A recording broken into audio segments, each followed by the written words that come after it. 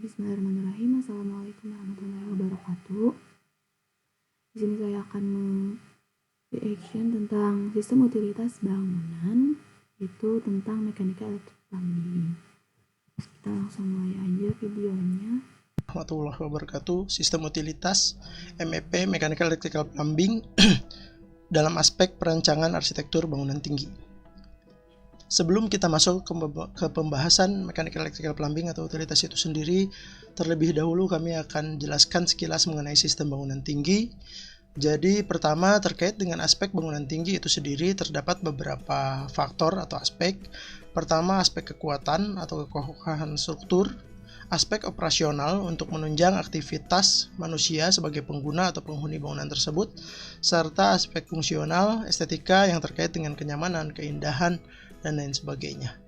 Kalau kita ibaratkan dalam anatomi tubuh manusia, maka aspek kekuatan atau kekokohan struktur itu diibaratkan seperti tulang dan persendian pada tubuh manusia. Nah, dalam sistem bangunan tinggi itu sendiri, tulang atau persendian diibaratkan menjadi sebuah sistem struktur.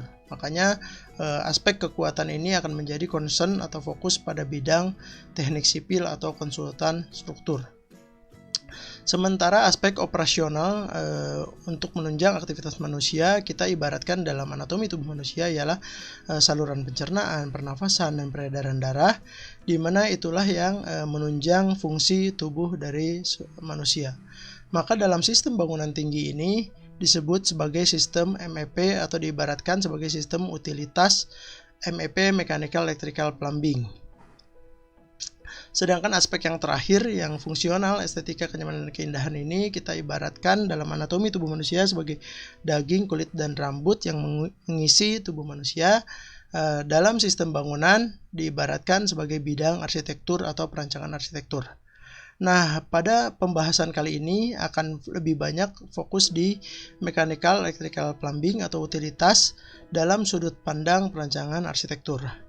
Nah, penting untuk diketahui bahwa fungsi atau peran dari sistem MEP atau utilitas ini sangat vital karena gedung tinggi atau high-rise building tidak bisa beroperasi secara optimal atau secara normal jika tidak ada perencanaan utilitas mechanical electrical plumbing. Penting juga dalam perencanaan MEP atau sistem utilitas ini kita merencanakan sistem yang handal, efisiensinya tinggi, optimal, mudah dan hemat dalam operasional secara jangka panjang, serta sebaiknya juga bisa mendukung ke arah green building atau bangunan yang hemat energi. Mengingat pada high-rise building atau bangunan tinggi ini nilai investasinya tinggi. Aku mau ini sih, kayak kalau menurut aku ini menarik banget ya. Jadi misalkan dengan anatomi tubuh manusia gitu, kayak struktur itu sebagai tulang dan persendian, utilitasnya itu ada sebagai perancangan pernafasan, peredaran darah, dan arsitekturnya itu daging, kulit, dan rambut. Menarik banget karena ternyata struktur bangunan itu nggak jauh beda sama struktur tubuh kita itu, sistem bangunannya. Lanjut ya. Dan akan dioperasionalkan secara jangka panjang, sehingga aspek-aspek mechanical electrical plumbing atau utilitas ini menjadi aspek yang sangat penting atau vital. Nah, namun kalau kita ibaratkan dalam sebuah sistem, maka ketiga sistem ini baik struktur, MEP atau utilitas, dan arsitektur ini ialah sebuah sistem yang saling terintegrasi dan saling melengkapi serta tidak terpisahkan antara satu dengan yang lainnya. Jadi ketiga-tiganya merupakan bagian yang sangat penting. Oke, kita masuk ke sistem utilitas bangunan tinggi itu sendiri. Jadi dibagi menjadi beberapa bagian untuk utilitas atau mechanical electrical plumbing pada bangunan tinggi. Yang pertama ialah SDP atau sanitase, drainase, dan plumbing, yaitu suatu sistem atau instalasi yang hubungannya dengan elemen-elemen air seperti air bersih, air bekas, air kotor, air hujan, bahkan juga nanti ada air panas atau air-air yang sifatnya recycle. Jadi itu masuknya ke kategorinya SDP, sanitase, drainase, dan plumbing. Terus bagian kedua ialah PK atau proteksi dan pemadaman kebakaran. Ini yang hubungannya dengan proteksi dan pemadaman kebakaran pada gedung jika terjadi kondisi darurat. Jadi nanti kita akan berbicara mengenai hidran, sprinkler, fire alarm, fire lift, dan lain sebagainya. Bagian ketiga terkait TUG atau tata udara gedung yang hubungannya dengan pengkondisian udara pada suatu bangunan tinggi. Jadi nanti kita akan berbicara mengenai AC atau air conditioning, ada exhaust, ada fan, dan lain sebagainya. Terus yang bagian keempat ialah TDG atau transportasi dalam gedung yang sifatnya ialah pergerakan manusia. Jadi nanti kita akan berbicara terkait lift, eskalator, dan lain sebagainya karena seluruh bangunan tinggi ya tentunya pasti ada lift gitu. Tidak mungkin pada bangunan tinggi kita berjalan pakai tangga gitu.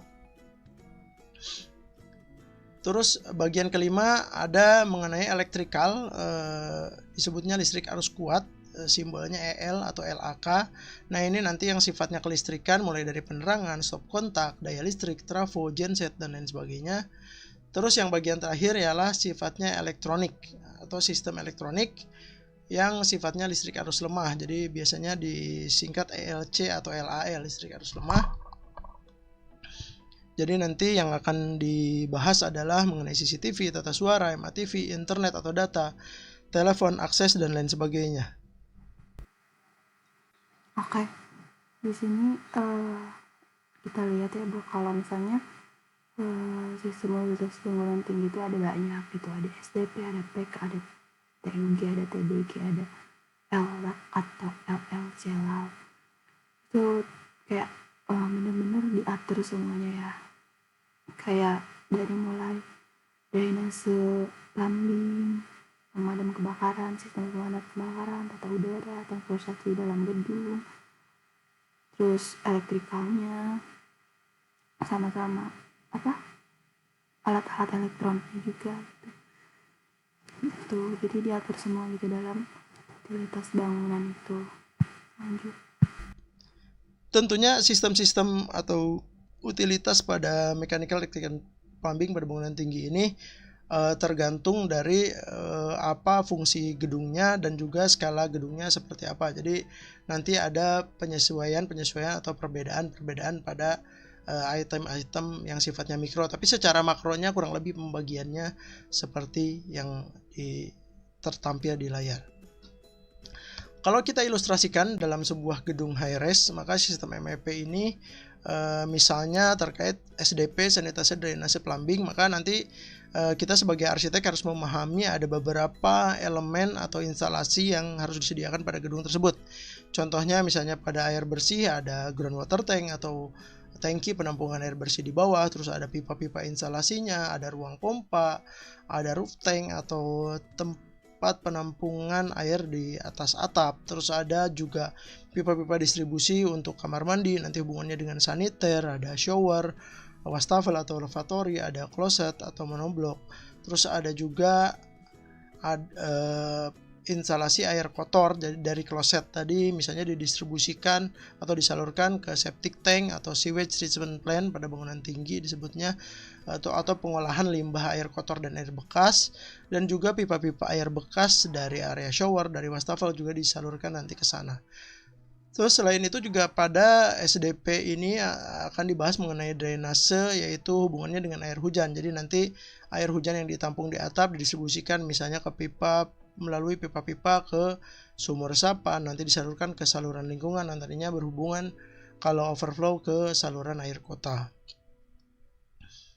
Terus juga air-air dari area balkon, biasanya air hujan ini juga akan disalurkan ke sistem instalasi air hujan. Selanjutnya terkait PK atau pemadam kebakaran dan proteksi kebakaran. Jadi dari groundwater tank atau penampungan air itu nanti ada alokasi khusus untuk pemadaman kebakaran. Jadi juga ada pompanya tersendiri, terus didistribusikan ke hidran dan juga sprinkler pada gedung untuk kondisi darurat jika terjadi kebakaran. Jadi ini airnya bertekanan, beda dengan tadi air bersih biasanya pakainya gravitasi. Terus juga terkait dengan tata udara gedung atau pengkondisian udara pada gedung, ada AC biasanya yang standar itu pada apartemen ada AC split, ada AC-nya, ada outdoor AC-nya, penempatannya bagaimana, jalur-jalur instalasinya seperti apa, kebutuhannya bagaimana. Terus juga pada fungsi-fungsi tertentu seperti perkantoran atau komersial atau mall ada AC sentral, di mana penempatan outdoor AC-nya biasanya lebih banyak, bisa ditaruh di atas atap, instalasinya bagaimana, penyalurannya seperti apa.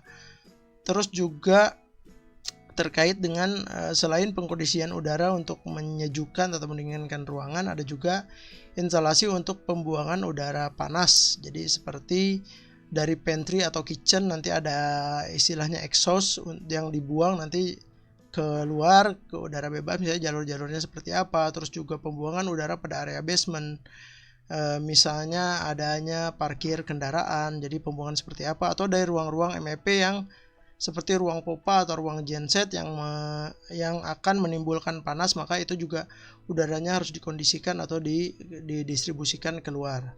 Itu masuknya ke tata udara gedung. Lanjut ke transportasi dalam gedung, TDG ini ya hubungannya dengan pergerakan manusia. Jadi nanti kita akan berbicara mengenai perencanaan sistem eskalator dan juga elevator atau lift. Terus masuk ke listrik arus kuat atau sistem elektrikal. Jadi nanti yang akan dibahas adalah mulai dari listrik dari gardu PLN masuk ke trafo, terus didistribusikan ke panel-panel tergantung lantai dan fungsi-fungsi ruangannya. Nanti didistribusikan lagi ke penerangan, ke stop kontak. Intinya semua elemen atau peralatan elektrikal yang membutuhkan listrik tentunya nanti berhubungan dengan listrik arus kuat atau elektrikal itu sendiri. Nah, berhubung juga pada HRS building harus selalu terbackup listriknya, tidak boleh mati sama sekali.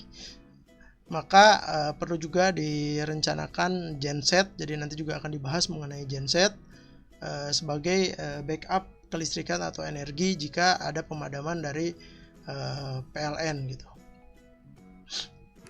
Terus selain elektrikal, yang terakhir ialah sistem elektronik atau listrik arus lemah. Jadi nanti ada semacam server atau ruang kontrol yang akan memonitor berbagai item elektronik. Apa saja yang ada di sistem elektronik itu nanti akan dibahas adalah macam-macam ya, cukup banyak. Mulai dari nanti mungkin akses card, ada mengenai data atau internet, terus ada sistem alarm, ada sistem tata suara, ada sistem CCTV atau pemantauan security, dan juga terkait dengan TV kabel atau MATV. Jadi ini juga sangat banyak ya. Jadi sistem elektronik ini sangat tergantung dari fungsi gedung dan kelas atau grade gedung itu sendiri. Jadi variasinya sangat beragam. Bahkan sekarang sudah banyak gedung yang menggunakan smart building, pakai sistem bus dan lain sebagainya. Itu kurang lebih gambaran awal. Jadi di sini tuh dibahas tentang kayak gimana penempatan, kebutuhan dan instalasi dari sistem MF itu sendiri gitu. Jadi benar-benar harus diatur banget dalam sebuah gedung itu, kayak gitu, kayak kebutuhannya, penempatannya dan instalasinya. Mengenai nanti sistem MEP apa saja yang akan dibahas per bagian-bagiannya, tentunya nanti kami akan menyampaikan masing-masing di tiap pembahasan tersebut secara lebih detail, namun hanya dari sudut pandang arsitektur saja. Jadi kesimpulannya, apa hubungannya arsitek dan MEP atau utilitas ini? Jadi dalam hal perencanaan arsitektur, apa saja yang harus kita pahami? Pertama ialah intinya arsitek harus memiliki pemahaman tentang sistem MEP secara umum. Jadi instalasi apa saja yang dibutuhkan pada gedung tersebut sesuai dengan fungsi dan skala bangunannya itu sendiri. Jadi tidak harus terlalu detail, tapi paling tidak memahami secara umum instalasinya. Yang kedua, merencanakan penempatan areanya. Jadi misalnya tadi berbicara mengenai ruang-ruang MEP atau kebutuhan ruangnya bagaimana. kita menginformasikan bahwa kita juga harus mengetahui misalnya groundwater tank biasanya ditaruh di bawah, terus roof tank di atap, dan lain sebagainya. Penempatannya kita yang mengarahkan. Mengapa arsitek harus mengarahkan? Karena kalau arsitek yang tidak mengarahkan, maka nanti konsultan MEP atau konsultan utilitas akan menempatkan sesuai dengan kebutuhannya. Jadi bisa jadi nanti ada ruang arsitektur yang dikorbankan. Oleh karena itu lebih baik dari awal arsitek yang merencanakan areanya atau mengarahkan posisinya di mana saja.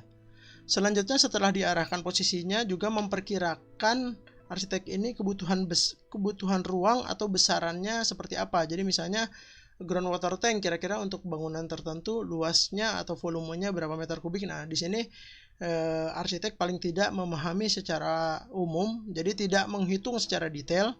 Saya garis bawahi, jadi nanti yang menghitung secara detail ialah tanggung jawabnya dari konsultan utilitas atau mechanical electrical plumbing itu sendiri.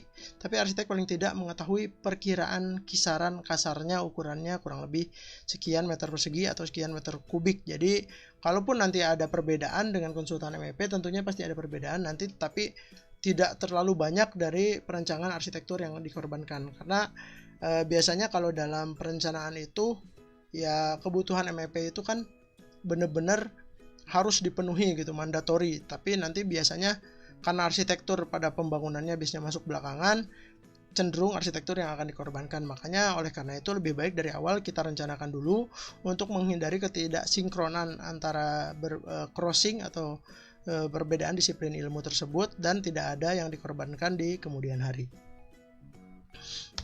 Dan penting juga untuk arsitek menyediakan jalur-jalur untuk instalasi MEP-nya atau spare ruang. Itu contohnya dalam perencanaan apartemen atau hotel biasanya ada saf-saf untuk di dekat area kamar mandinya untuk pipa-pipa air bersih dan air kotor. Nah, itu harus tahu kira-kira safnya seperti apa, posisinya di mana, kebutuhannya bagaimana, dan juga jalur-jalur seperti di koridor itu biasanya ada untuk pipa untuk pemadam kebakaran, terus ada juga untuk kabel tray untuk penempatan kabel-kabel kelistrikan dan kabel-kabel elektronik. Nah, paling tidak arsitek mengetahui di area tersebut akan ada kebutuhan instalasi dan sudah mengetahui mencadangkan kira-kira kebutuhannya seperti apa. Jadi demikian materi pendahuluan terkait utilitas atau mechanical electrical plumbing pada bangunan tinggi. Oke, mungkin segitu ya videonya. Tadi di akhir dijelasin juga kalau misalnya itu lebih membahas tentang ke arsitekturnya. Nah, jadi perancang arsitektur tuh butuh kayak memahami sistemnya, terus merencanakan dan menghitung kebutuhannya. Cuman lebih ke perencanaan umumnya gitu. Kalau misalnya lebih jelasin mungkin oleh konsultan MEP itu. Mungkin segitu aja video kali ini. Sekian, assalamualaikum warahmatullahi wabarakatuh.